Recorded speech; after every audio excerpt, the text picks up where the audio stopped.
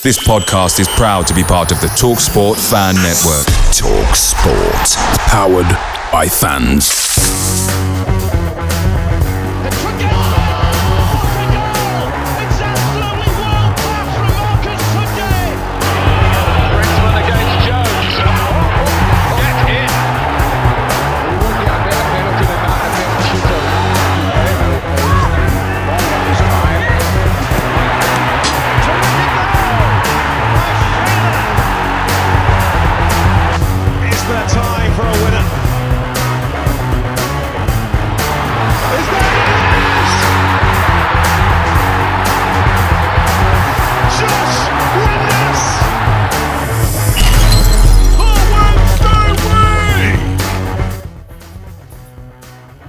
Hello and welcome to episode 376 of the Wednesday week, and thank you for joining us on this great, we all love it, international break podcast, because we've got hundreds of stuff to talk about. I'm joined by Holly, Simon and John. They're the unlucky ones this week to talk all and try and ramble through 45 minutes to an hour of stuff to get you entertained. So, since it's international week, we will start off. Holly, how are you doing? I'm all right. I picked you because everyone not watching on YouTube, Holly has gone international and she's wearing a lovely England top, aren't you? I am, yeah. But don't let it deceive you, because I actually really hate international break. It's not the same. I know last week we all said it'd be better because Wednesday wouldn't lose, but it's not the same. It certainly is not the same. The England disappointment is not the same as the Wednesday disappointment. Definitely. John, on that, just repeat what you said off camera, your thoughts on the international. You just said about, especially what happened on Saturday. Yeah, they're absolutely shite, aren't they? I can't abide them, really. They just break up the rhythm, they break up all your routine, don't they? Especially you guys who go to the away games and everything like that. You know, it's just an inconvenience, isn't it? And then when England play shit like they did, it's just like it just makes it even worse, doesn't it? It just compounds your misery.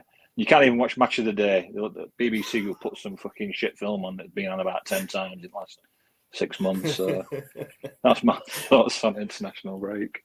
Not a great fan. Simon, your quick thoughts on the international break? I love them. I think they're great. I'm only saying that just to basically go opposite to the rest of you. You know what annoys? It just annoys me is that manager has got the best players, English players in the world, and he doesn't play the best ones, which I just find really, really frustrating. And I wish that Wednesday had half of those players like we used to many years ago. What does Phil Foden have to do to get a game? You know what mate, I mean? Most talented player we've got. You've got players there who aren't playing, getting chosen. Players who are playing now in the Saudi league, who are getting chosen. I just don't get it. Saudi league. I just don't get it. But I was in a pub in London. I watched it in a pub in London. Everybody was really interested in it. It was dire, and 90 minutes of my life I'll never get back. But that's one of the great things of getting promoted out of League One, though. Got to be this season that we are participating in International Break Week, and not just us as fans, obviously having a break, but some of our signings have been. I was going to say participating, but out of the ones that got picked, chosen for the country, we had Delgado, or Vasquez, Colombia. Deshaun Bernard and Jeff Hendrick, the new signing. So I don't know. I had a quick look earlier, and there was only Delgado who got any minutes. So even though it's hard for me for Hendrick if he's gone. He's not even had a full training session, I believe, at Chef Wednesday. I think he turned up and then got on the straight coach out of there to join up with the international squad. So it'd be like a bit of a waste if he don't get any minutes, wouldn't it? It'd be better staying at Middlewood and having a few days with his new teammates. What do you think, Simon? Yeah. Well, Ferguson used to do it, didn't he? When he didn't want any players to go on international duty, they mysteriously got injured and then played in the next Man United home game. So, it is odd, isn't it? I think the reason why we were for the international break this time was because of the fact that a lot of our team haven't had minutes training and playing together because they were assembled so late. So I think the only positivity we were taking from it from previous podcasts was that 2 weeks of respite to try and get into Xisco's head what team he wants to play, rather than bingo bongo on a Saturday and finding out who's actually going to play or not. But then to lose a player you've just signed who looks on paper a really good signing, to then go on international duty and then not play has got to be frustrating for anybody. Yeah, much for the player and Xisco. Because obviously he signed him like exactly that. What he said, you use this break, don't you? And we have assembled a squad that has been pretty late on. To get them together for nigh on 2 weeks would have been fantastic.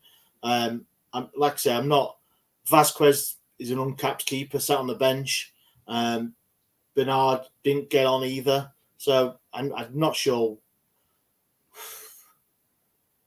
It's a long way. It's a lot of mileage for the players into it as well. Them who will play other side of the world, whoever they're playing for, it's a bit of a harsh one on Sheffield Wednesday to be able to have the chance of getting this group of 24, which we'll talk about later, players, and the under 21 kids as well who can play, getting to know each other. John, I mean, I'll come to you about how. I don't know how to put that.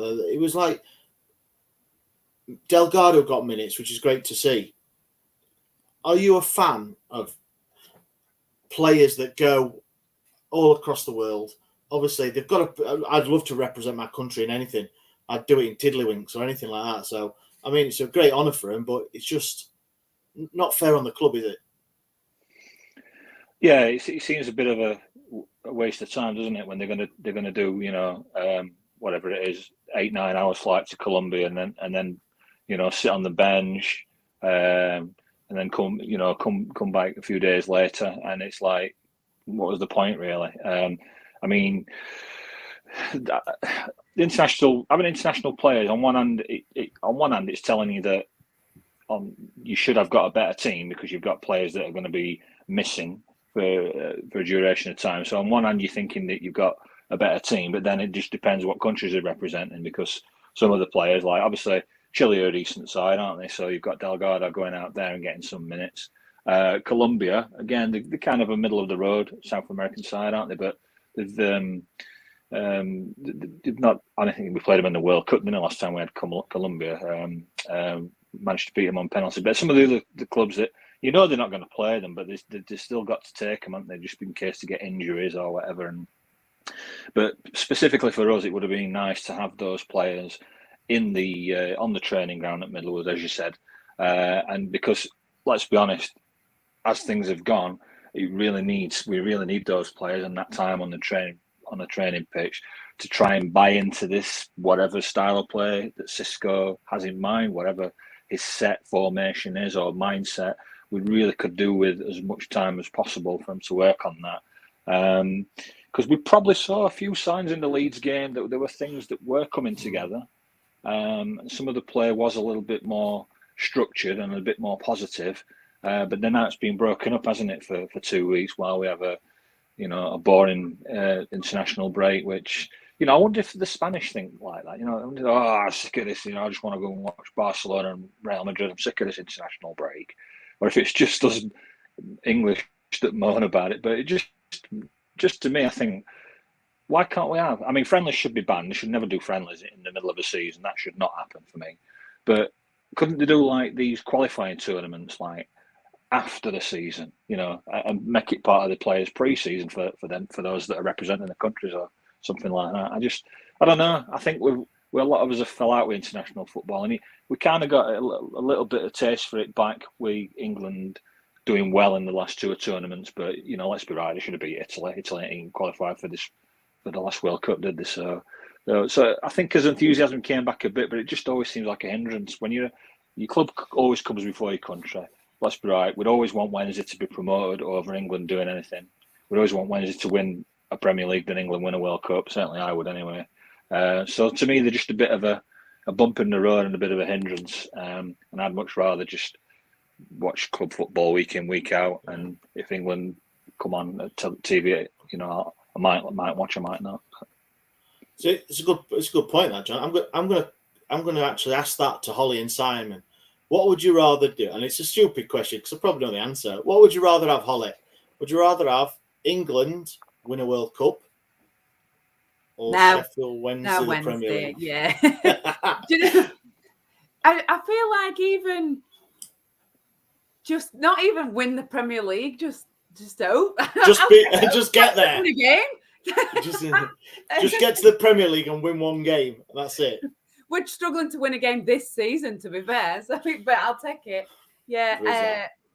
I just think international football is just like, it's so far removed from what we watch. Like, you wouldn't take us watching England winning on telly or whatever, over as they out at Wembley or that Peterborough game and I suppose we could go and watch it in person. But again, they're not ours.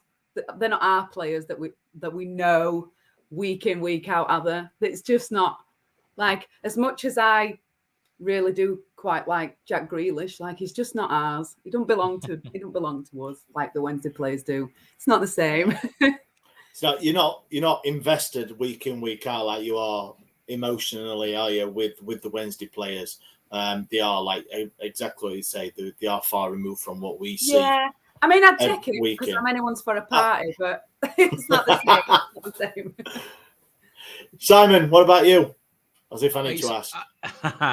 Yeah, I think we are so far removed from the England players now, with us being out of the Premiership for 23 years. Bear in mind, we mentioned earlier on that at one point we had 5-6 players in the Wednesday squad in the 90s that were all England players, and then there was some amount of investment. But you look at these players who we see playing for England now, and also, I said it earlier on, this huge wealth of talent that an England manager can choose from. And we've seemed to have been, for years now, probably since Terry Venables hung up his management shoes, was they've just constantly picked, in my opinion, the wrong players. And Gareth Southgate seems to be doing a very similar thing now in regards to, and it's just constant disappointment. So, hell, I'm Wednesday all over. I'd like to see I'd rather us get into the Premiership than see England win a World Cup.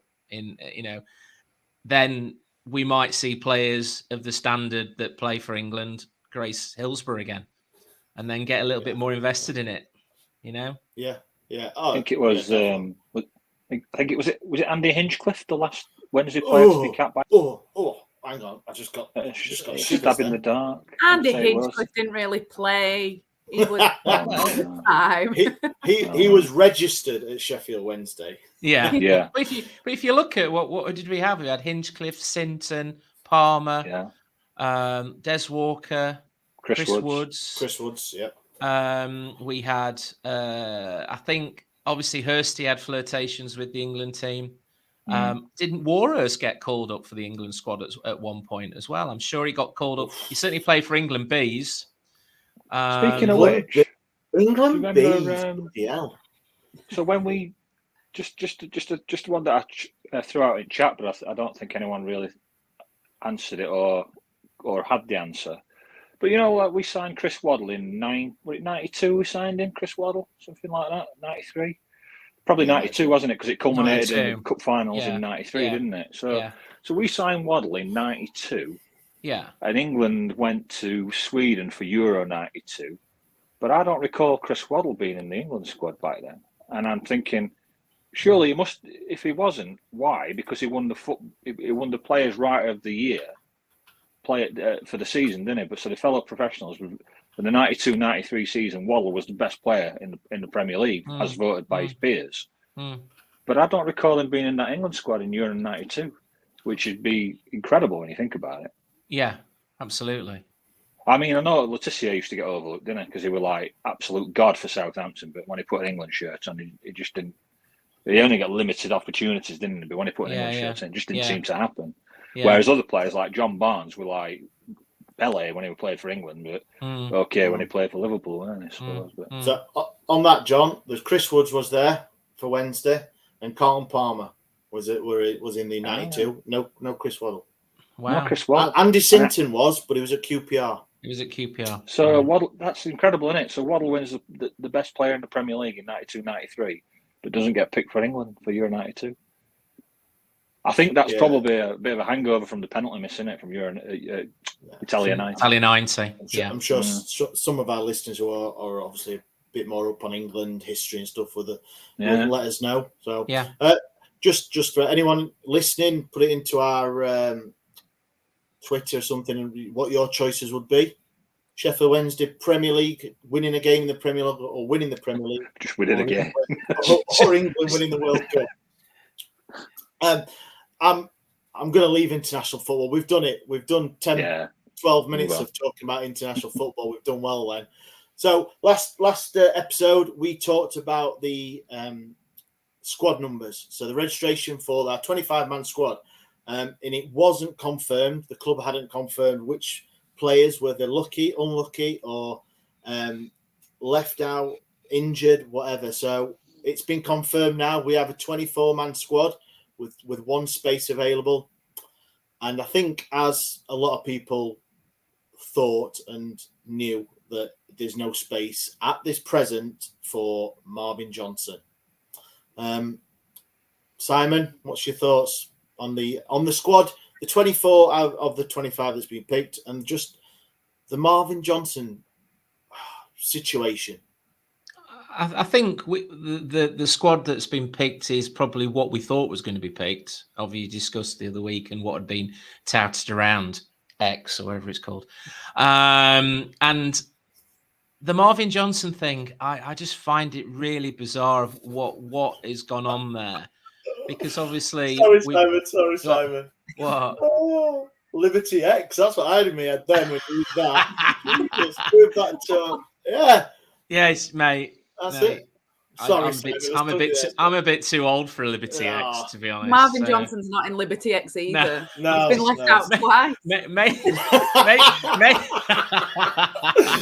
so he first he got shafted by Simon Cowell, and then he's got shafted by Xisco. Justice for Marv. This is getting ridiculous now.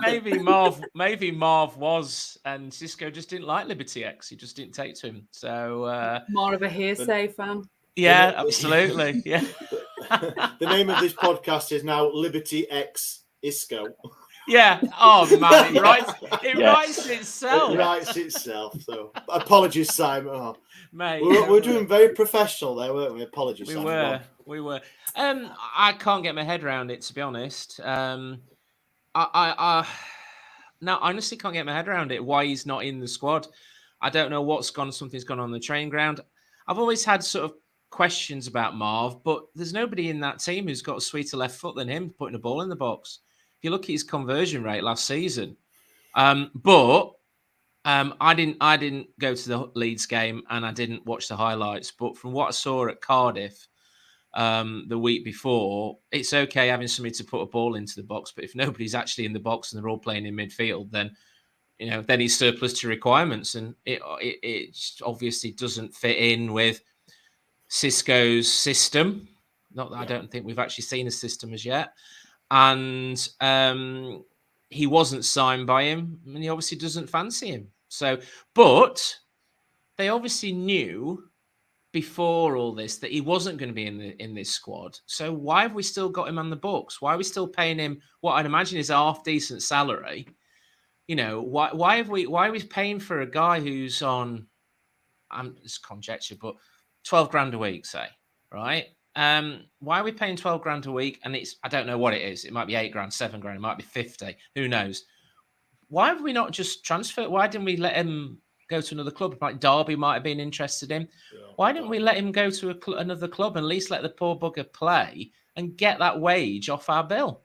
It's odd. The rumour was to do with that we'd asked Derby to pay too much of a percentage of his wages. And if it's like us, the wage will be high, and they've gone, nah, you're all right. You'd think someone would come in for him, because when somebody posted up his Moneyball stats of like crosses and dribbles and all this, that, and other, and he was like our best player for stats last season, other than Bannon, I suppose. But so you'd think somebody would want him based on his stats, even if they've never seen him. He's not that bad to not even get in the squad, is it?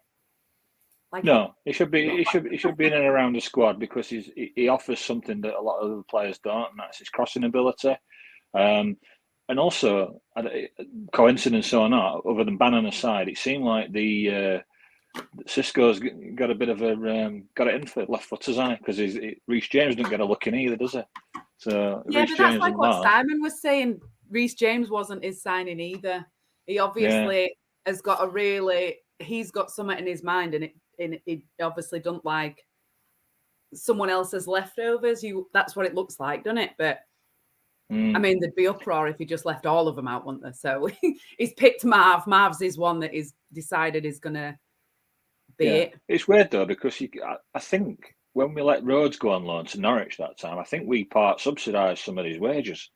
So I mean, if like Xisco's thinking, I don't want this guy around, he's not part of my plans, then whether it's recruitment contact, or whether it's just Chansiri looking at it and saying, no, I want this amount of money to let him go on loan, it does neither the club nor the player any good, does it, to have him just sat there doing nothing? So he could have gone out and got some game time, and you know what? By the time he were ready for coming back, we might have even got a new manager, and he could have come straight back in and contributed. So I just think it's obviously they've had a clash of personalities. We've seen it before when Westwood and Hutchinson got frozen out, didn't they? For a time, was it?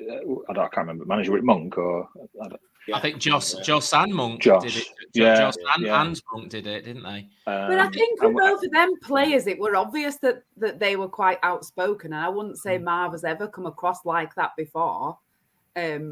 He's always, but I suppose we don't know, do we? But he has always appeared to be quite a quiet kind of guy, whereas Hutchinson came across very differently, I would say.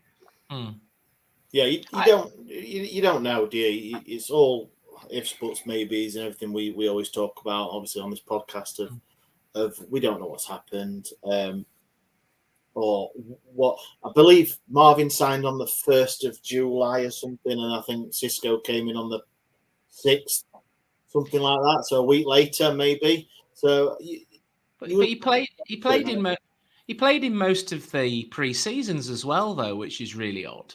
We didn't have anyone else then, though, did we? No, I suppose we didn't. But he did. But now we're playing now we've shifted one of the fullbacks onto the opposite side, haven't we? Is it Delgado who's playing left wing back, and he's right-footed, isn't it? So there's a bit of a square peg round hole situation. And that really at Cardiff, that really told during the game that he couldn't play a ball down that wing because he was right-footed and he really struggled with it. It annoys me is this wage situation, is the fact that and like you said, John, surely enough, half of his salary, even if we were covering half of his salary and went somewhere, is better than paying it all. Yeah. It seems really, but then again, why would we be surprised about poor business decisions from our chairman?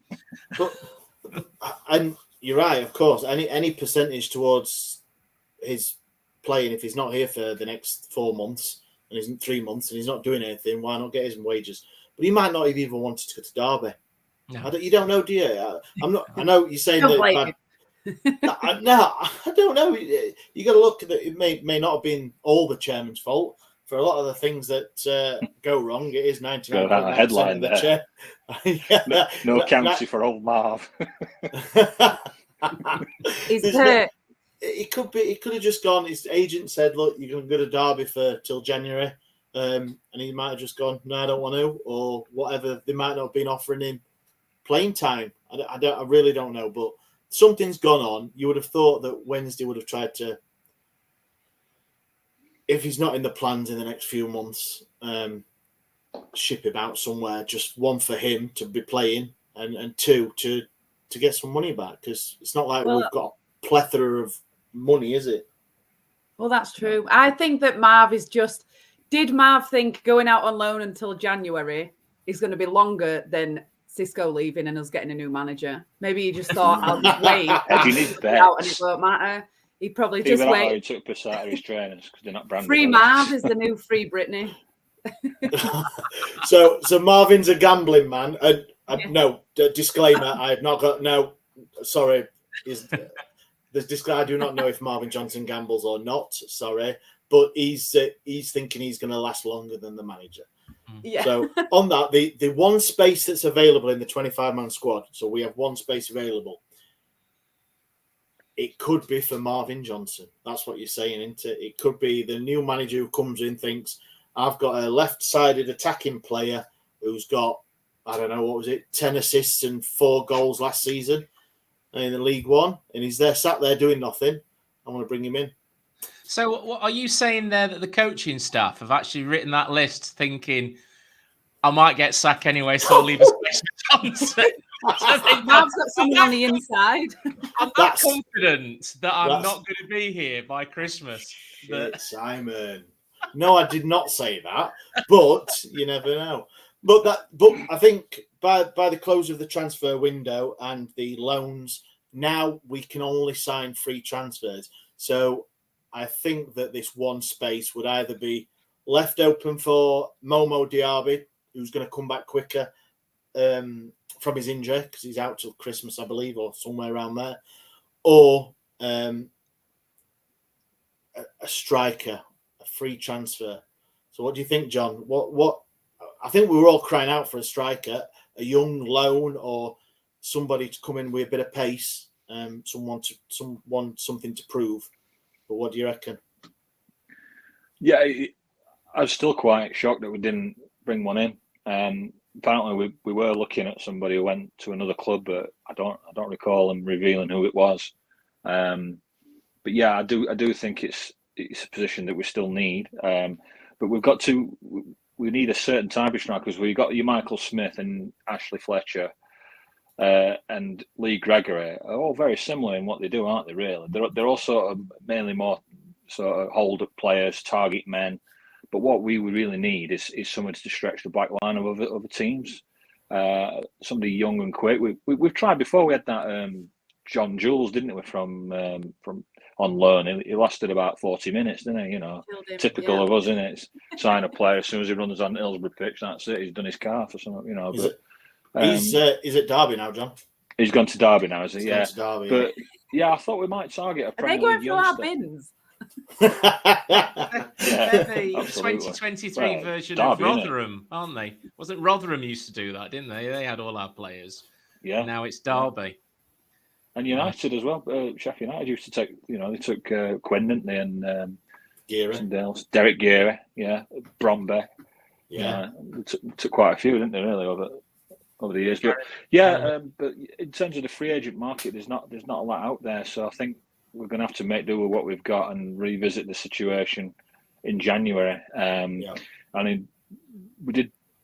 Andre Gray was somebody that was mooted, but again, he's probably on massive wages. I think he's just signed for somebody in Turkey. I think we were saying off camera, Ash. I think so. So I don't really think there's anything viable for us in terms of free agents. I'm not sure if a club releases a player for some reason, terminates the contract or whatever. I'm not sure if you can actually sign them until the next transfer window. I think they've got to be unattached during the transfer window before you can sign them as a free agent. So that's another bit of a... I might be wrong on that. They might have changed it, but it used to be like that. So basically, I think we've stuck with what we've got till January. God help us. Yeah. This is the problem with the markets now, isn't it? Sorry, Ash. No. It is the fact that the foreign markets now can offer so much more money than what probably we can. So there'll be players who haven't got, say, for example, something like Connor Wickham, who if he hadn't had his injury record, he would have played for England. He was a great player, big, strong, could play football, but his injuries have always killed him. But there's a footballer in there, so he could end up going to, like you say, Turkey or Saudi or China or America, and earn a considerable amount, far more money than Sheffield Wednesday could offer him. So where's he going to go? The States or play for us. So these free agents are going to have offers, aren't they, on their table for playing in foreign leagues where they're going to earn so much more. Oh yeah, 100%. Of course they are. You would, wouldn't you? Would you rather probably see out the last year or two of your career sunning it somewhere, nice and warm, or traipsing around S6? You'd take a bit of sunshine, wouldn't you? Yeah. Take a bit of sunshine. But there's the space there, isn't there? Anyone's guess of what he's going to do, what he wants to do. He's obviously left that one position for a reason. The free transfers, don't get me wrong, I do not know. I'm sure somebody's looked at them, looked up and down them, who's available, who's possible to get. But I don't think this, because you'd have heard somebody by now. I would have thought and hoped the club would have picked whoever it was, targeted him, signed him, especially when you've got, like we've said before, 14 days of training with a new squad. So if they do after this, then they seriously have missed a bit of a trick. Or if they're trying to get someone in, I don't know. I can't help but think though that these people are out without a club. If they were good enough, they'd be signed for a club somewhere along the line. I mean, it's like the old days when I used to go to nightclubs, and at the end of the night, I was one of the ugly kids stood at the side waiting for the last dance, and it's like that. And I never got chosen, so it's a bit like that. They just sat there on the side waiting for Slow Dance to come on and Sheffield Wednesday to come in, and then it doesn't happen. And so you end up on the dance floor kicking your legs to New York, New York by Frank Sinatra at the end of it. So that's quite an insight into you, Simon, that one, mate. I've got to say. Mate. Oh, yeah, that was 80s and early 90s in Sheffield clubbing, mate. Yeah. So they would have got chosen by now, though, wouldn't they? They're free agents. You think so? Exactly. I was going to say that Tridini quote from this week where he said that there's a lot of people without a club and they're a bit snobbish about where they want to go. And he just said that he'd rather play football for anyone than not play football. But he sort of suggested there's a lot of people floating about not wanting to drop to a certain standard, which is sad for us that we're now below that standard that people want to come to. We are. We now at the 2 a.m. the lights have come off. Yeah, we're the ugly kid at the side of the dance floor who's just waiting for Frank Sinatra to come on to play New York. It's like all right, Simon. I'm getting PTSD here. You're bringing back all sorts of memories here. Thank you. Cheers. Yeah, that's me done, everyone. Wow. I was going to say we're a bit like a forgotten club and a forgotten city, aren't we? Because when I was on the right before we played Newcastle last season in the FA Cup, I got invited onto one of their pods. And they were having people like chucking questions in, and one of them was saying, I can't do a Geordie accent, but he was saying, do you still have that bendy bus? I'm like, what? that bendy bus that went to Meadowhall? I went, no, I think we decommissioned that about 15 years ago. No one knows us anymore. Questions. No one knows Sheffield Wednesday anymore. It's like we're the forgotten club, the forgotten city. Nice. I mean, yeah, it is. It's a shame that, like you said, if anyone's out there free transfer, there's a reason they're there. Like say injury record or anything. But that quote that you said, Holly, I'm sure it was from the same snippet that Dini said. He said that when you're a kid, you just play for anyone. You just want to play football, and you get up there, you get in the first team, you get to the, and if you're lucky enough to get to the team you want to play for, you'll do it for nothing. You've been there a few years, and then you've earned the millions if you're that good to earn, and then you're out of contract at early 30s, and you're scrapping around, and then you won't play for anyone for $2,000 a week or $4,000 a year. And he said it's totally roles reversed, and it's a sad thing to see that people would give virtually everyone who likes football would give their right arm to play for it, and players do. And but you don't get old, that now, do you? No. You don't get that because kids get signed to academies younger, so they've never really worked their way up. Kyle Walker never played for a grassroots club. He signed for Sheffield United as a kid and then played through academy status. So now there aren't people who played for grassroots clubs hoping that a scout finds them. They're just already superstars. They're few and far between, aren't they, Holly? They're few and far between. I mean, Ash, if you cast your mind back for when we went to the Arctic Monkeys, we were lucky enough to meet Lee Gregory, weren't we? Now, Lee Gregory. So did everybody. Yeah, I think, yes. But we got chatting to him, nicest bloke. And if you look at how he was picked up, he was playing for Halifax Town, non-league. Are you friends with Vardy? Sorry? Wasn't he friends with Vardy, Gregory? I think he was friend. I think Vardy was maybe playing. He was at Halifax, Vardy, wasn't he? Yeah, he was. Yeah. And he got picked up by Millwall, I think, then went to Stoke, and they are few and far between. Your Stuart Pearces of the day who got picked up, from grassroots. Vardy, in a way, even though he was in the Wednesday Academy. And these guys seem to have a little bit more humble. Charlie Austin as well. Yeah, a bit more humility to how they, the guy came over and actually his mates were going, oh no, don't go and talk to them. And he just pushed his mates out the way and came and spoke to us, didn't he? He actually went out of his way. It was well oiled though. He was well oiled, and you weren't. No, never drink. Right, we're going to move on. So, in fact, believe it or not, there was some football at the weekend. So we are the Wednesday week. So there was a Sheffield Wednesday team playing. The ladies had an FA Cup fixture against a local team to me, Kiverton Park ladies, in the Women's FA Cup on Sunday. Unfortunately, and we've said it too many times with the men's team, they lost. So they lost in the cup to Kiverton Park. So 3-0, I believe the score was. I'm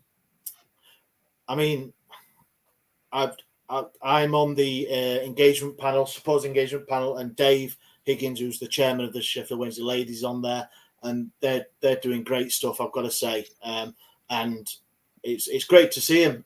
And they've been kitted out. I believe they've spent quite a bit of money on all the brand new this season's kit, so they look dapper as well. So they instead of having 2 or 3 seasons year-old kit, they are looking the part as well. So stereotypically, I'm going to come to you, Holly, because you are a footballing lady as well. You'd like to play football. So it's good, isn't it, that your team you support have got a ladies team?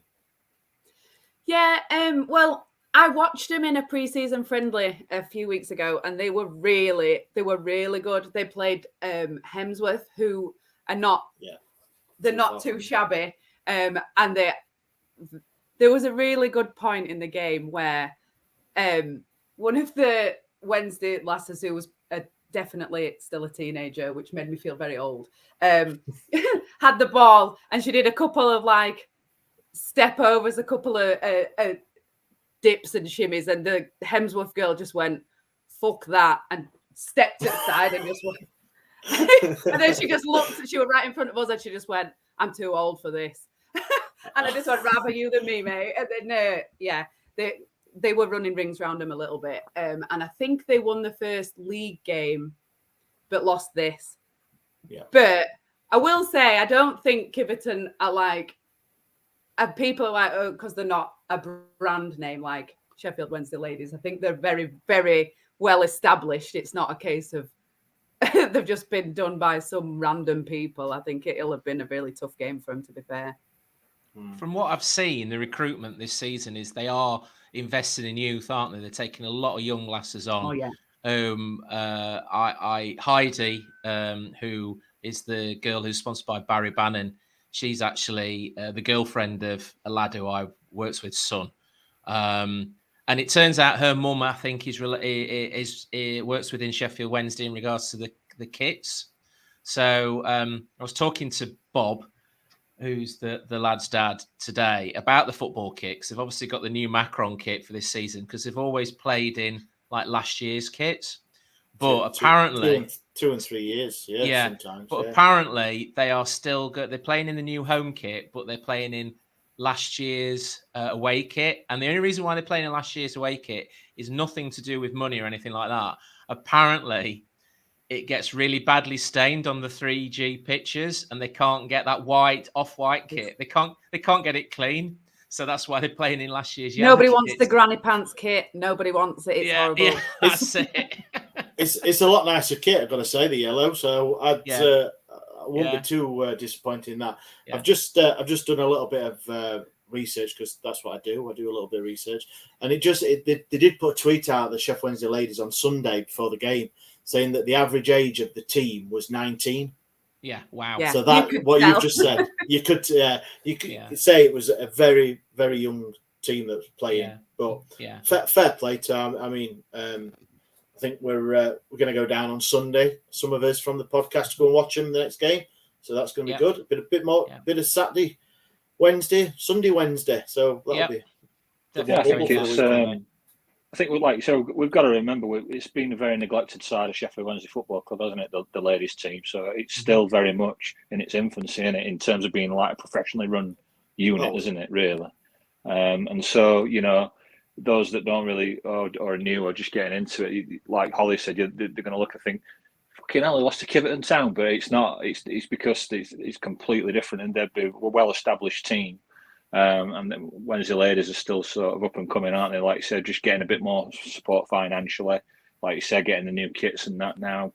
But it's obviously the perfect time to be in focus with how well the England women's team done. It's massively raised the popularity of the sport for females there, and getting involved at all age groups. So long may it continue, and I hope they can have some good success moving forward. And they've got great facilities now on Claywheels Lane in Sheffield. It's right by the Jubilee Club, so if you do go down on Sunday, you can actually stand on the balcony outside the Jubilee Club with a pint in your hand and watch the game.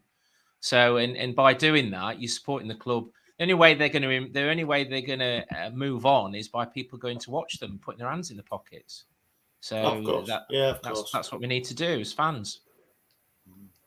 Yeah. We're anyone joining down there, you may see a few of us podcasters down there. So please don't come and say hello, because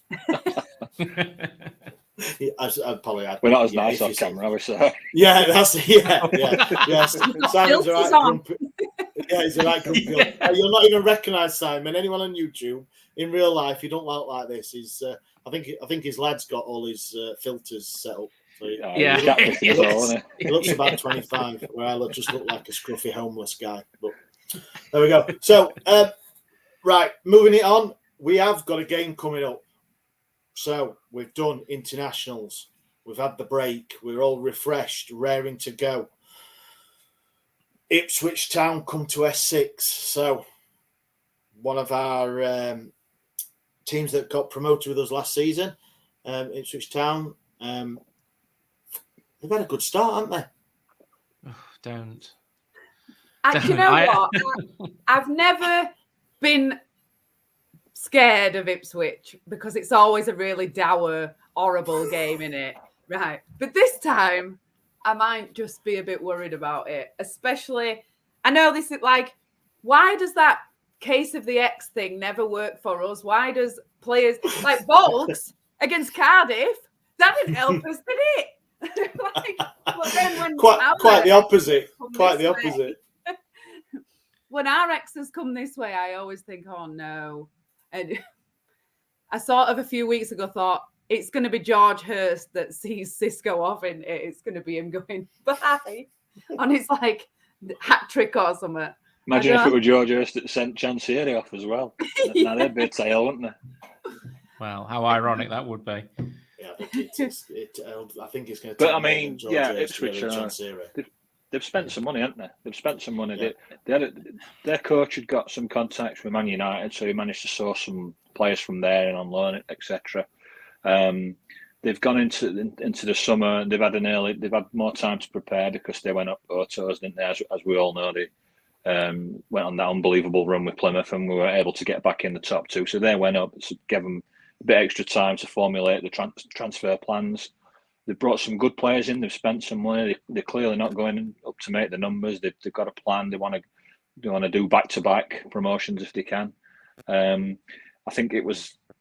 I don't know if it was the game past at the weekend. I saw that they were 2-0 down, but I still fancied them to get some out of the game, because they've just been playing really well, scoring lots of goals, and they did manage to to come back in that game. So, yeah, and I respect the George Hurst, coming back, and I respect that he'd probably get a goal, because that's a script, isn't it? I think last time he came to Hillsbury, he scored, but we were lucky enough to win, I think.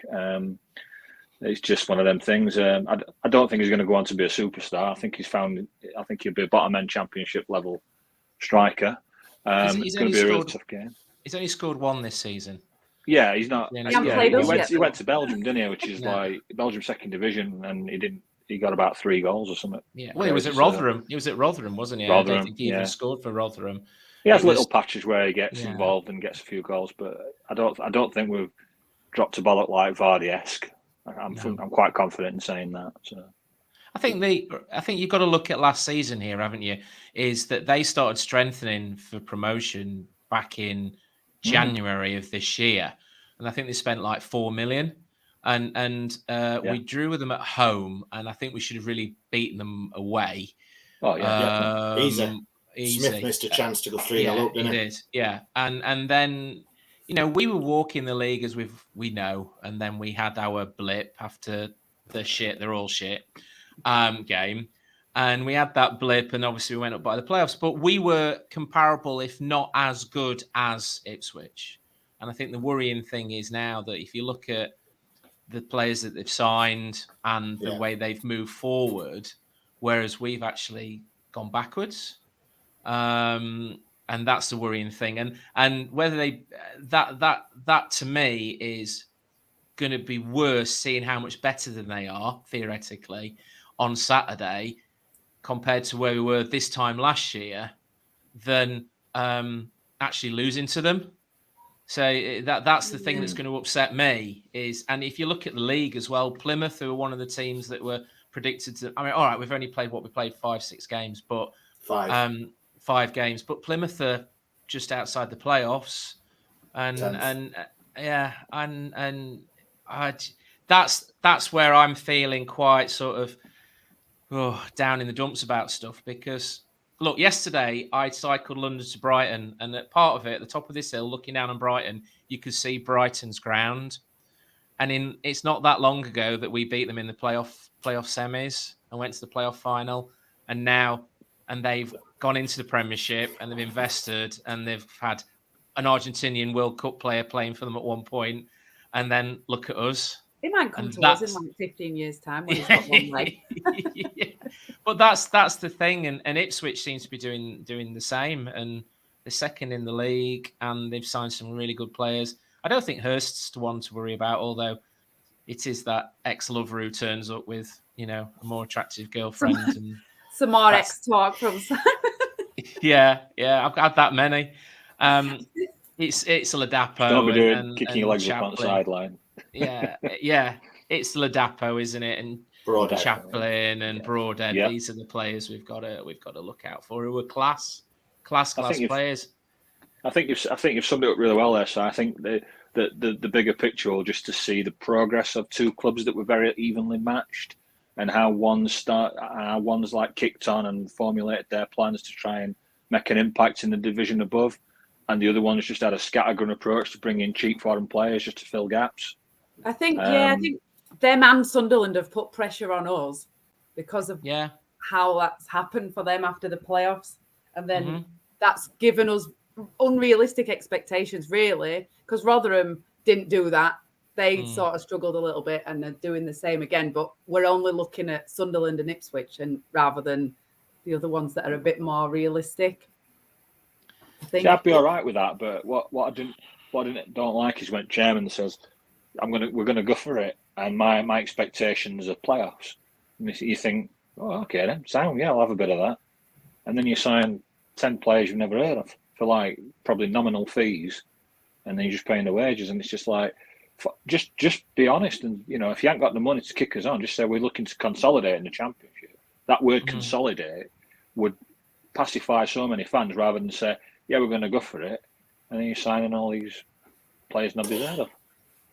It's a hard one, isn't it? That what it's not. It's easy. Like you say, it's easy. He says he wants something, but you got to lay the money for that. I find it very difficult. to look through the history and go, right, any team that's been promoted that's not spent, I don't know, less than $1 million, they've got promotion or they got playoffs. I think Southampton did it a few years ago, went from League One up Championship, but they still laid out some money in the Championship.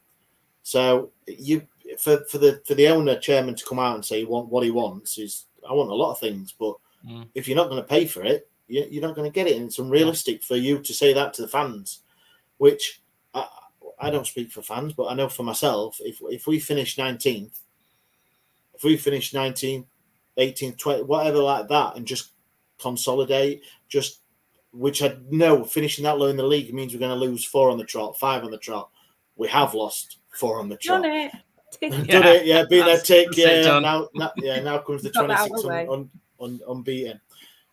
I'm realistic, I know that, but for the chairman to come out and have unrealistic expectations, it's all right us fans having them, but when the owner comes out and says it, it's different, because he's the one who can affect that by putting his hand in his pocket, appointing the right man, who I am sure he thinks Xisco is the right man, for treating the manager with a bit of respect that you've got at the club, with a bit of, we don't know what's happened, and we're not going to rake over the Darren Moore situation. He's gone, but the way he's run things, I'm not a Chansiri in, I'm not a Chansiri out, but I am getting really, really frustrated with the way things are going behind the scenes, and it's hard. It really is.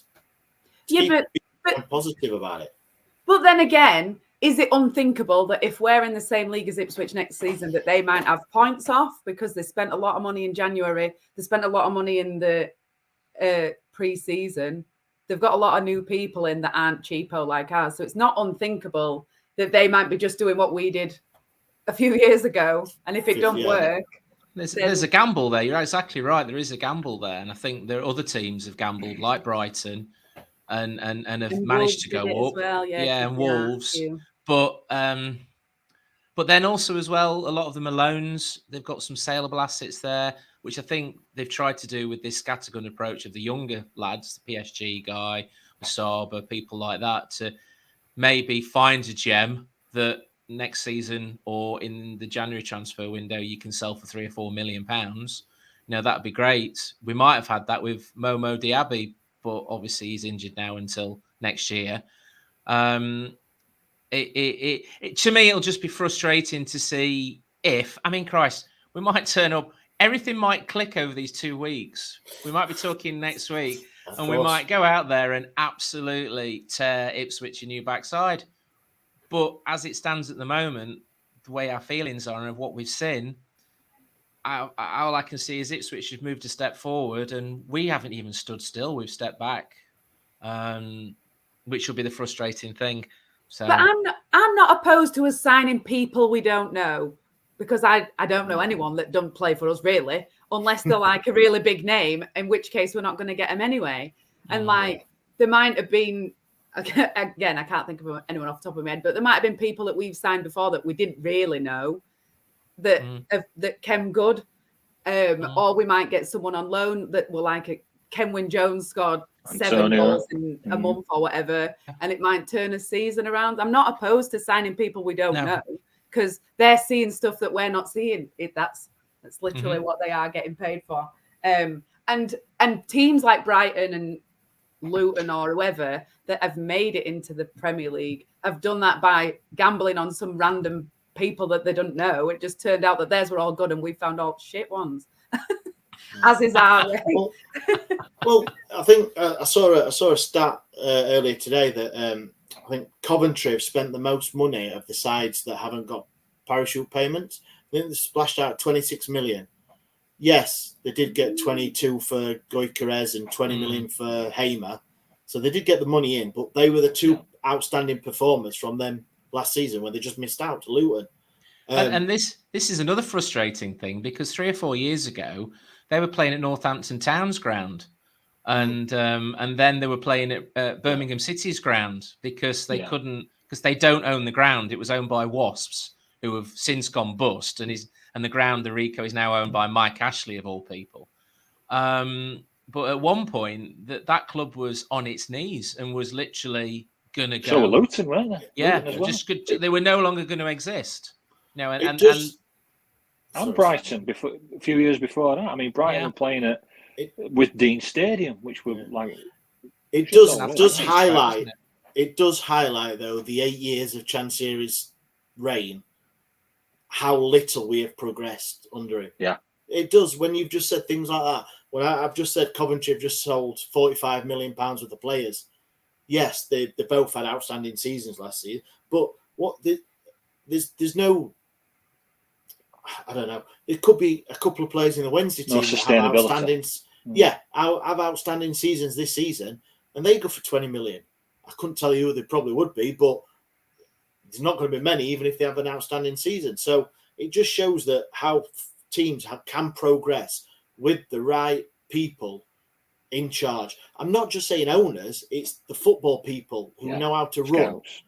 But our fans won't have that. So when Brentford announced that they were going to go for this buy and sell thing, their fans were livid with it. They didn't want it. But then obviously it's worked because they bought somebody, sold them for 2 million, bought someone for 2 million, sold them for 5 million and moved on. And our fans won't have that. If we had someone good and we sold them 6 months later, there'd be riots about it because I think we would now, though. I think we would. I think to be a clear direction, wouldn't it? The way football has changed, that's probably where we see the team moving forward is by going down that route. We've seen how well it's worked at Brentford. You know that we're not that big team that can track the players in because we haven't got the money. Have done the same. Yeah, and Southampton did it. Southampton. You've got to trust that they're then going to reinvest it. Barnsley said they were doing it, and they've sold 19 players just to Luton since 2006 or something. Wow. They haven't progressed at all. They just sell them all for 500 grand and then just go, well, I don't know what happens to that money. It goes down back at Sofa. So you've got to they've got to actually reinvest it. Otherwise, all you are doing is treading water. Yeah. That's true. I don't think. But then when you talk about 8 years, Ash has said that since Chansiri's been in there, if you'd put a plan in place early doors, like a plan B, so you didn't get to the Premier League in those first 2 seasons, right, let's flip it now. Let's do plan B. Let's invest in youth. Let's upgrade the facilities in the academy. Let's target some players and do the money ball like Brentford have done. You know, you'd have had 6-7 years to have a crack at that as your plan B, which would have put it in a much better financial situation and a much better situation as a club to be able to avoid points penalties and to be able to sell players and reinvest into the team. But now he's left it and he's too stubborn to change it. He's just hoping he's going to drop on a successful manager like when Pigs got Wilder, hoping he flukes on a manager that can just accelerate the team up the league, or drop on a player, which we never do we? I mean, I think record sell is still like Chris Brunt, isn't it, for 3.5 million or something like that? But we just haven't got a history of doing that, have we? Well, I was just going to say about Lucas João. Didn't he go for something like 4 million plus some add-ons if he got goals? Yeah. So say 4 million because I'm sure he didn't hit his goal targets for Reading. To be fair, that were a steal. I would have let him go for. I thought that they paid over odds for him. To be fair, I think that is the one that stands out in the. Haven't they just got? Didn't they get points taken off them last season, and that's why they got relegated as well? So. But we sold what's his name? Green, Andre Green, was it? We brought him in. He played, and he got sold for 300 grand or something to somewhere in Turkey. But like I think I agree with you, Holly, on that. I don't think the fans, go on, let's just say Masaba has a cracking next 3 months and is someone comes in for him in January. Yes, he's a bright talent and he's doing really well. But if someone comes in with a few million for him, would he go? But then if we sold it, after the first season, not last season, the one before, if we sold any of them players, even if we got loads of money and said we were going to reinvest it, people would have been livid.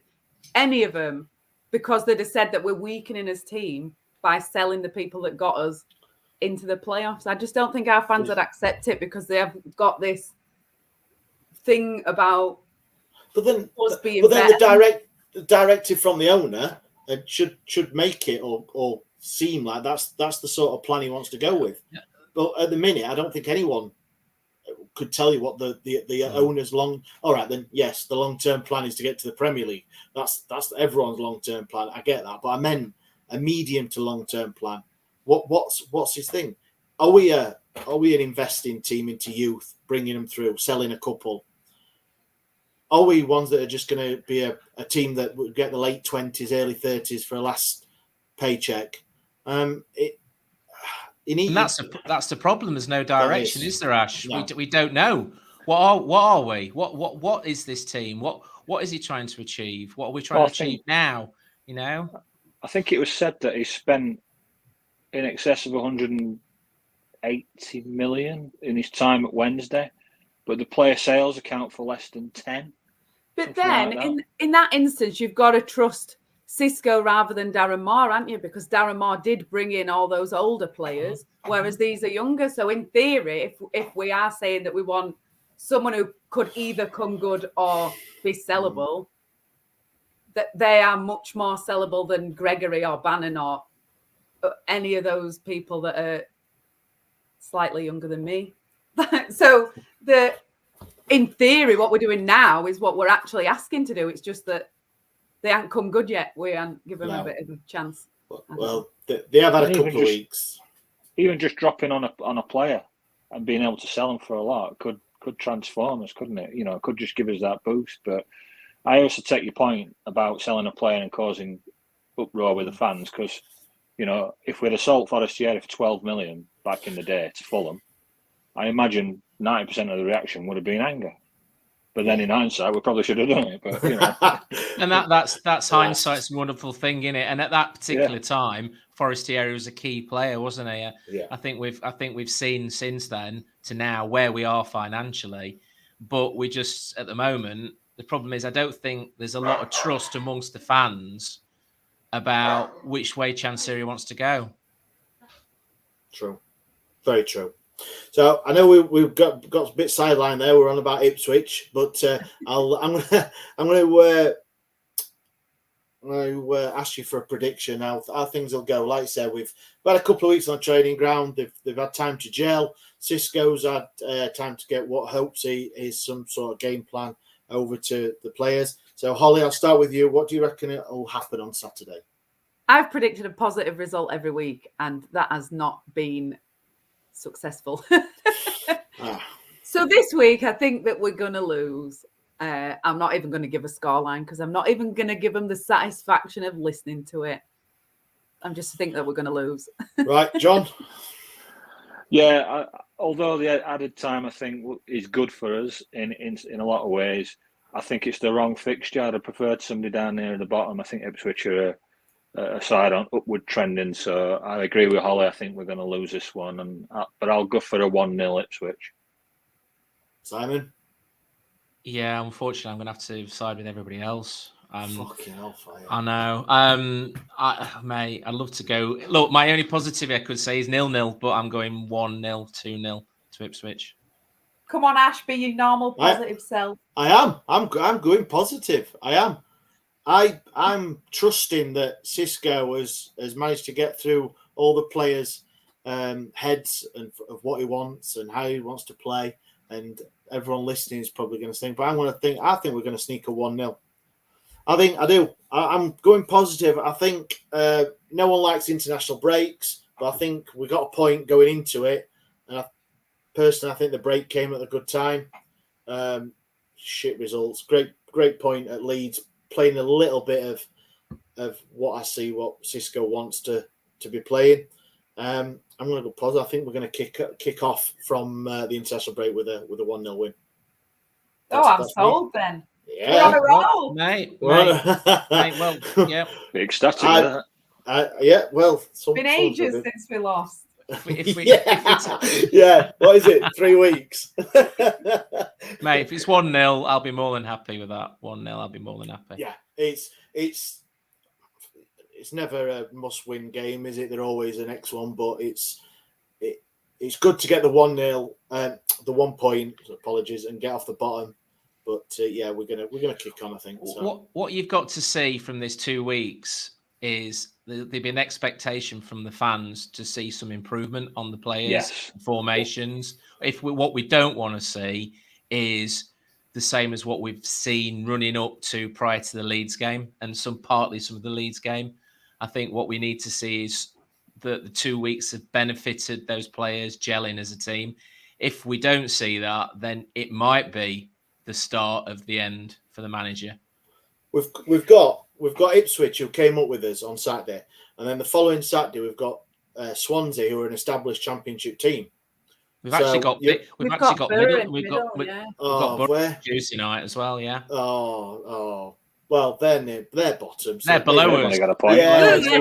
So that's 9 points out of the next 3, then, isn't it? That's 9 points out of the next 3. But no, well, even so, Middlesbrough, they are, and they were in the playoffs last season for a time and dropped off, didn't they? But I think really there's an argument. Sorry, there's an argument for every team that you play that the established Championship team, they've just come down in the last couple. You know what I mean? It's such a strong league. Wherever you look, it is. Yeah, it is. It's such a strong league, and then we've got Ipswich and Preston at the top of the league, who we would have never forecast that, would we? No. It won't. And hopefully that'll be the same at the bottom as well. It won't stay like that. No, 46 games. We're only 5 in. You know what the Championship's like. It's a very concertinaed league. 3 wins on the bounce, you're out of trouble. 3 defeats, you're in the mire, aren't you? So it's just one of those leagues. But I think the main worry still remains where the goals are going to come from. And when Simon says, "What do you want to see?" I want to see more attack. Look like we're more an attacking threat, and look like we're going to get more shots on goal and stuff like that. That'd be a positive start for me. Mm-hmm. Yeah, definitely a bit of positivity. So we're going to end it there. So we've had 3 losses and 1 win. So we'll concentrate on the win. That's my 1-0 prediction. But thank you very much for joining us, everyone. We thought we could only get 35-40 minutes tonight, but we've moaned that much. We've got over an hour and 5 people, so we've done well. So apologies to everyone listening if that was too dour for you.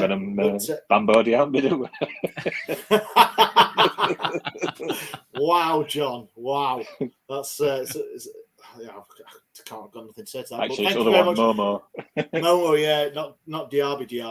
Oh, just on that, some of the names on the list. Did you see some? Oh, sorry, we were going to end, everyone, but I just thought that any other business, Ash. Any other business. Yeah. Who knew his name was Diaby? Anyone? No. Like Shakira, I'm on board with it. His mum and dad. Oh God, what are we going to call him? Yeah. What's his surname? Diaby. There you go. Diaby. That always gets me. That what do you call him now? Kanye West called his son North, didn't they? Yeah. So if his son ever writes an autobiography, it'll be North by Northwest. Oh, mate. We are going to leave it there. Earlier.